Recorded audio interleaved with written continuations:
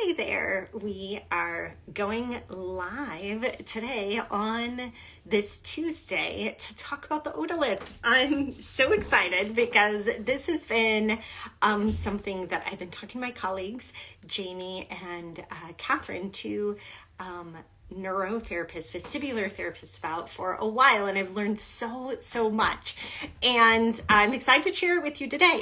And if we haven't met, by the way, my name is Julie Hirschberg. I'm a neurologic physical therapist. I'm the owner and founder of Re+active Therapy and Wellness, and I have the great privilege to collaborate with other therapists and bring some great content to clinicians. So I am really excited to share about our Otolith assessment cheat sheet. So I'm going to share a few things here, and let me start with this. So if you're a therapist, you definitely want to download this. It's brand new.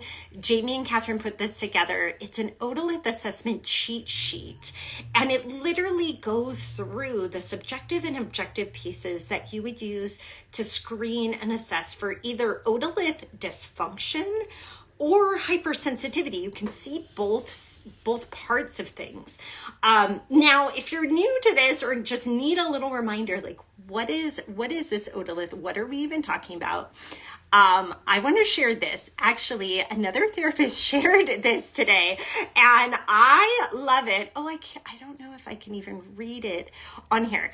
But she posted this. We shared like the Geico commercial for the Otolith. 15 minutes with the Otolith can save your spatial orientation, your vision, your balance, even your autonomic nervous system. Because yes, all of those things are connected to the Otolith. But she put in here, and I love the way she put this. There's this little round bean-shaped thing in your ear. It keeps your balance in things like elevator and during squatting and all of those great things. That is the Otolith. It was such a great example of it. I had to share it. Thank you for putting that on your stories and sharing today. But there it is, the saccule and the utricle. So when we think of the inner ear, one of the main things that we think about is the semicircular canals. And a lot of what we do when we go to test this for vestibular dysfunction, we're looking at the integrity of the semicircular canals. That's all of the head motions. That's all of the tests that we might do for benign paroxysmal positional vertigo. And sometimes the saccule and the utricle get overlooked. So yes, they're those little bean-shaped things, and they sense graviception, or the effect of gravity on us. And we sense this when we are tilted. So whether that's like if I'm up here, I'll move this around. I'm actually on my treadmill. It's slightly tilted. I'm sensing the effect of gravity there. If we put our head down and up, so this is really common when somebody says, oh yeah, like when I do sit to stand. So not the rotation component, but the movement with gravity.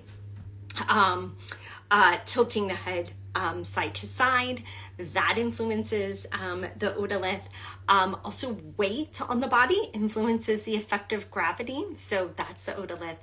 And one of the biggest things that I want to share today is really in what do we listen for? You know, I love listening. I think it's our best skill as therapists. What do we want to listen for in the otolith assessment? So again, this is just a copy, a picture of the assessment cheat sheet. You can download it at reactiveeducation.com. But what I typically hear from people is that they're describing they feel very floaty and off, maybe kind of even like they're looking down at their body, kind of dissociated from it. They may feel like they're being pulled over by a magnet. That's a really like good visual of what people might say. They might feel an internal sense of rocking or swaying or bobbing. They might be feeling like they're being pushed over. All of these things can be signals of otolith, either dysfunction or hypersensitivity. The difference is important.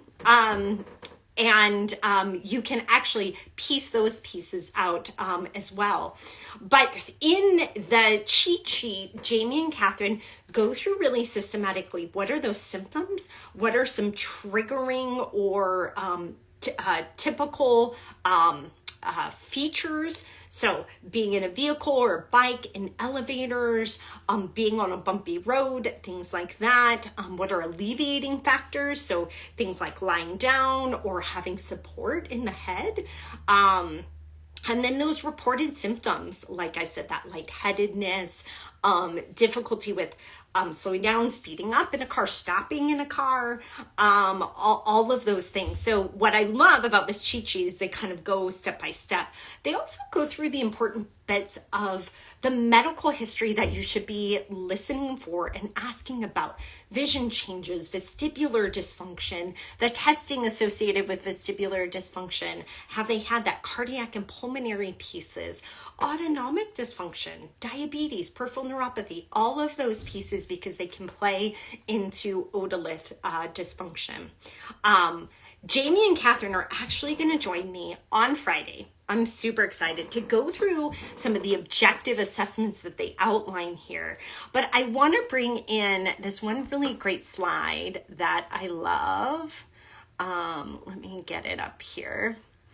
And that is why this is so very important. And this is really what Jamie and Catherine shared with me through a lot of their courses, and what we've done in Brain Bites too, is this overlooked part of the vestibular system, the otolith.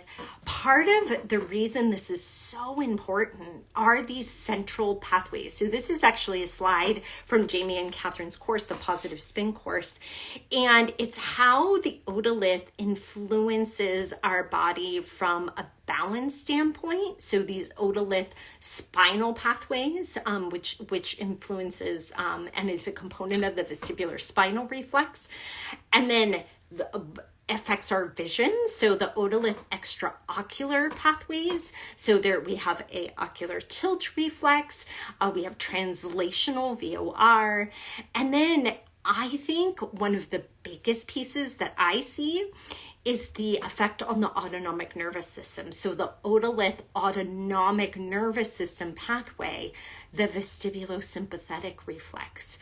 And so if you have otolith dysfunction or hypersensitivity, you may end up with autonomic dysregulation, blood pressure, heart rate, sweating, temperature dysregulation.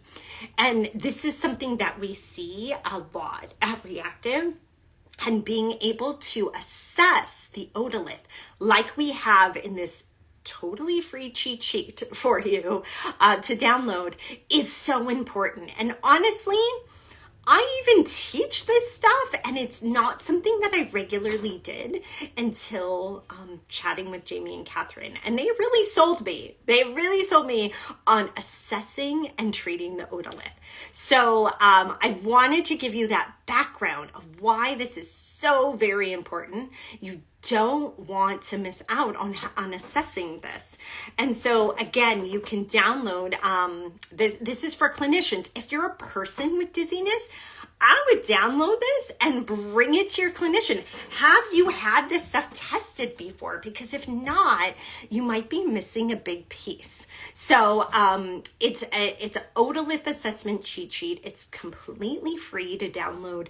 You can go to our education website, www.reactiveeducation.com, and there's a big link, like download here, and you'll get it in your email. We also set up a series of emails to walk you through how to use it, and included some video examples from Jamie and Catherine. So this is so very helpful. I think you'll get a lot out of it, like I have. And yeah, I just want people to know and use this because it has helped me so much in clinical practice. So do download it. And then email me. Tell me how you're using it, please, because I'd be so curious. And then join us live on Friday. We are going to be talking live to Jamie and Catherine and talking about Otolith assessment, that objective testing. So don't miss that. We're going to do that over the lunch hour Pacific time on Friday. So thank you so much. I'm just going to make sure I didn't miss any questions here. Thank you so much for joining me live today. I so appreciate it. I love our community here. And I hope you take advantage of this free resource. Again, it's our Otolith assessment cheat sheet, and you can get it at reactiveeducation.com. Thank you so much. And I will see you again soon. Have a good night.